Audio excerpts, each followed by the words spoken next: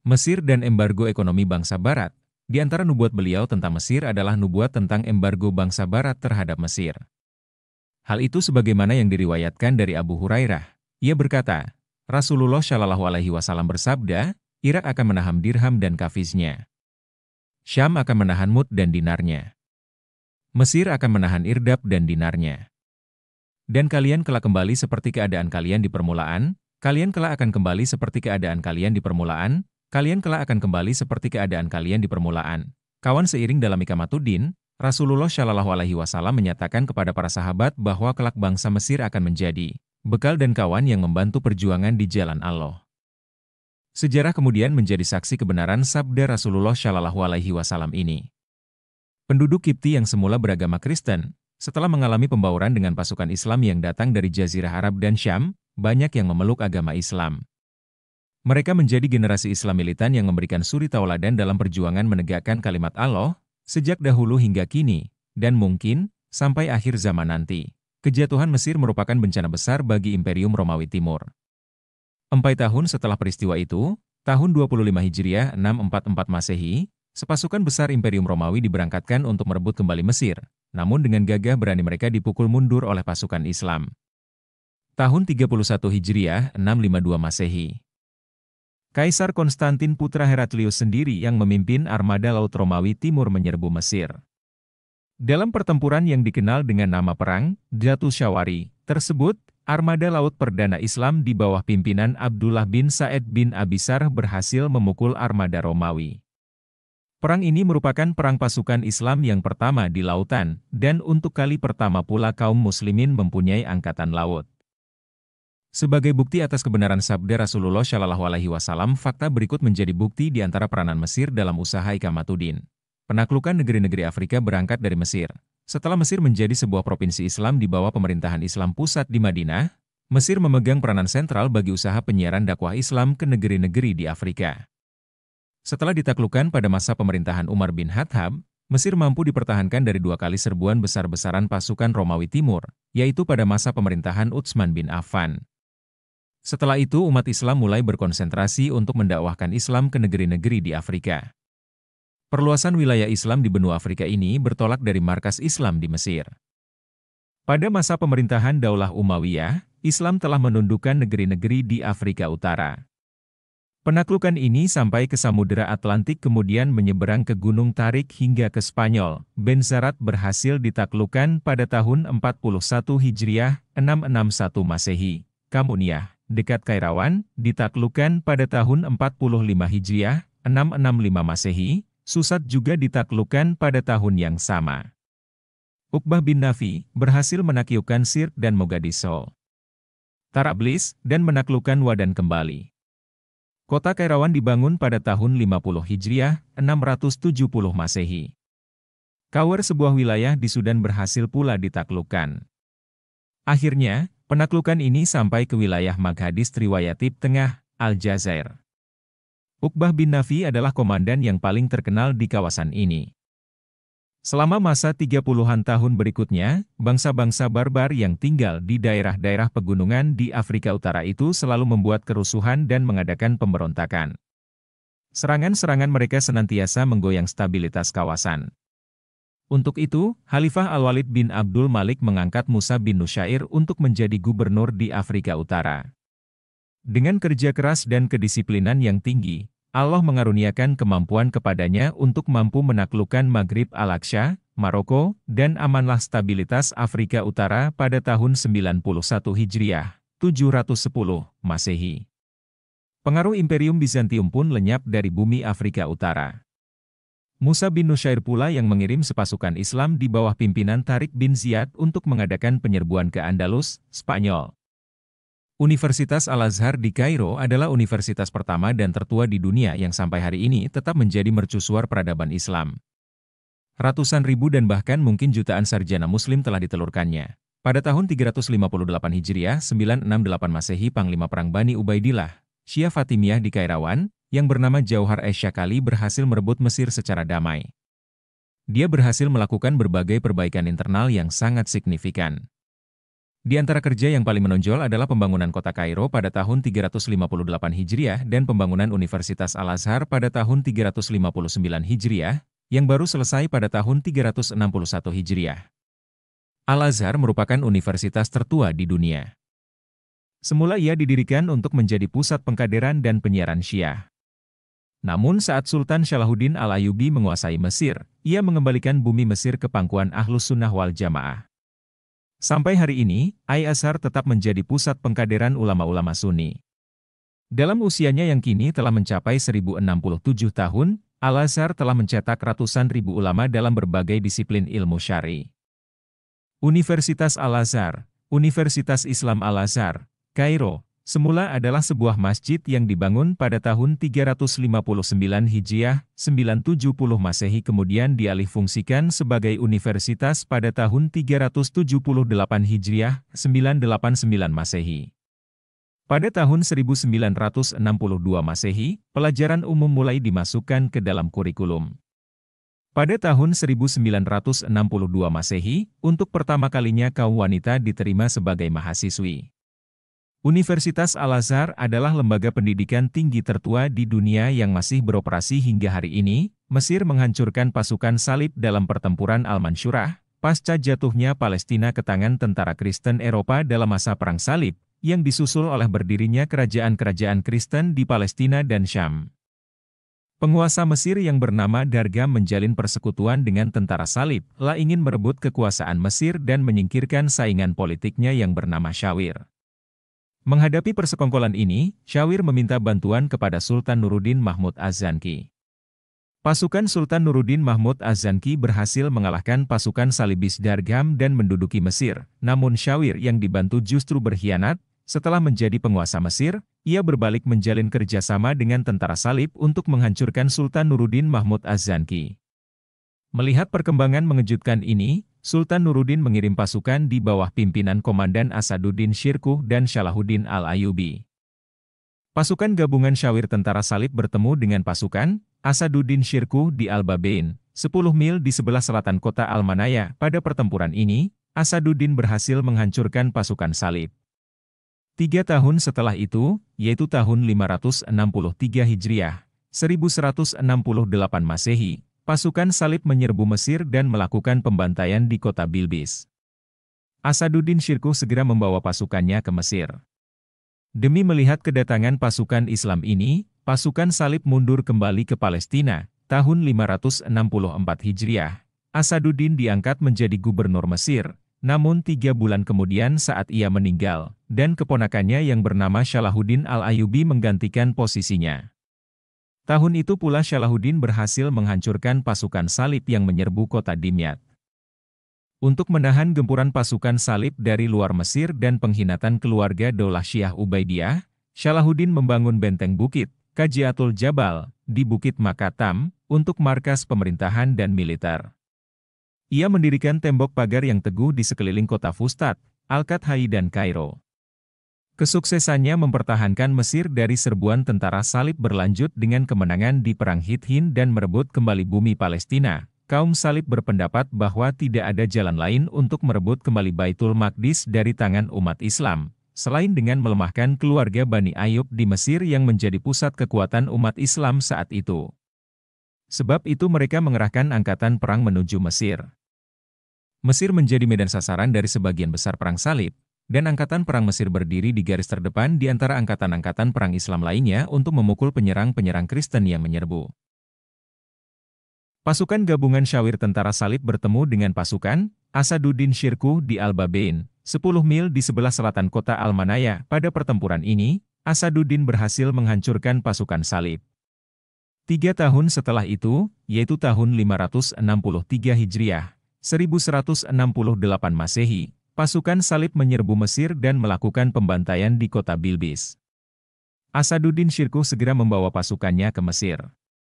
Demi melihat kedatangan pasukan Islam ini, pasukan salib mundur kembali ke Palestina. Tahun 564 Hijriah, Asaduddin diangkat menjadi gubernur Mesir, namun 3 bulan kemudian saat ia meninggal, dan keponakannya yang bernama Salahuddin Al-Ayyubi menggantikan posisinya.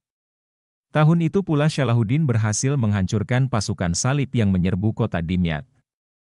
Untuk menahan gempuran pasukan salib dari luar Mesir dan pengkhianatan keluarga Daulah Syiah Ubaidiyah, Salahuddin membangun benteng bukit, Kajiatul Jabal, di Bukit Makatam, untuk markas pemerintahan dan militer. Ia mendirikan tembok pagar yang teguh di sekeliling kota Fustat, Al-Qathai dan Kairo. Kesuksesannya mempertahankan Mesir dari serbuan tentara salib berlanjut dengan kemenangan di Perang Hittin dan merebut kembali bumi Palestina. Kaum salib berpendapat bahwa tidak ada jalan lain untuk merebut kembali Baitul Maqdis dari tangan umat Islam, selain dengan melemahkan keluarga Bani Ayyub di Mesir yang menjadi pusat kekuatan umat Islam saat itu. Sebab itu mereka mengerahkan angkatan perang menuju Mesir.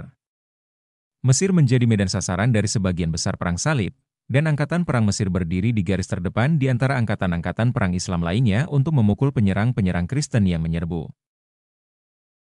Dan bagi angkatan-angkatan salib itu, mereka adalah lawan yang dahsyat dan amat membahayakan. Pada tahun 615 Hijriah, 1217 Masehi, di bawah pimpinan Raja Jerman bernama Jean de Brienne, pasukan salib Eropa menyerbu Mesir yang saat itu berada di bawah pemerintahan Sultan Al-Kamil. Mereka berhasil merebut kota Dimyat. 1,5 tahun kemudian, pasukan salib berhasil diusir dari kota Dimyat dan selama kira-kira sepertiga abad berikutnya, bumi Mesir tak pernah mampu diinjak oleh tentara salib Eropa. Pada tahun 647 Hijriah, 1249 Masehi, pasukan salib Eropa di bawah pimpinan Raja Perancis, Louis IX menyerbu ke Mesir. Perang yang dikenal dengan nama Perang Salib VII ini merupakan perang salib terbesar sungguh. Ia menjadi permulaan fase baru dalam peperangan-peperangan buas itu. Perang ini bertalian erat dengan sejarah negeri Mesir. La langsung menuju Mesir dan menjadikannya sebagai medan peperangan suci dan dharma bakti bagi gereja, dan di antara ekspedisi-ekspedisi salib, angkatan inilah yang mempunyai corak keagamaan paling pekat. Louis IX disertai oleh beberapa raja Kristen lainnya bersama pasukan masing-masing.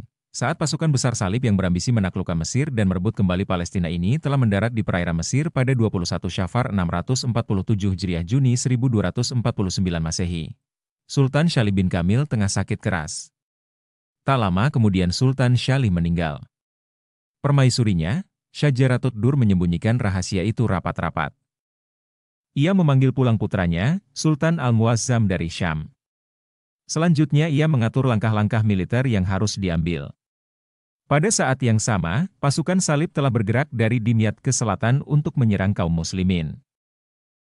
Pada bulan Syaban 647 Hijriah, pasukan perintis salib telah mendekati perkemahan kaum muslimin dan pada bulan Ramadan 647 Hijriah, keseluruhan pasukan salib telah berkemah di sebelah timur kota Mansyurah, dan antara mereka dengan perkemahan tentara Islam hanya dipisahkan oleh sebuah sungai kecil bernama Bahadis Riwayat Ashmaum. Setelah terjadi peperangan selama beberapa minggu yang diwarnai dengan silih ganti kemenangan di kedua belah pihak, pasukan berkuda salib di bawah pimpinan Count d'Artois, saudara Louis IX berhasil melintas sungai ke daerah perkemahan tentara Islam. Serangan ini mengacau balaukan kaum muslimin, dan panglima Islam yang bernama Fahadis Riwayatuddin gugur. Pada saat genting itu, pasukan pengawal raja dari Mameluk Al-Bahri di bawah pimpinan Panglima Baibars Al-Bunduk dari menyelamatkan keadaan dengan melakukan serbuan yang sangat berani dan mematikan. Akibatnya, Count d'Artois tewas bersama sebagian besar teras ksatria gereja. Pada waktu maghrib, pasukan berkuda salib itu mengalami kemusnahan, sisa-sisanya tercerai-berai dan melarikan diri ke timur sungai. Peristiwa ini terjadi pada 5 Zulkadah 647 Hijriah, 9 Februari 1250 Masehi. Kapal-kapal salib yang datang dari Dimyat untuk menyelamatkan pasukan salib yang tengah terpukul dan terkepung, berhasil dirampas oleh pasukan Islam. Di tengah suasana kacau, pasukan salib mengalami derita kelaparan dan wabah penyakit. Pada gelapnya malam 2 Muharram 648 Hijriah, 15 April 1250 Masehi, pasukan salib mundur ke Dimyat bersama kapal-kapal perang mereka di Sungai Nil.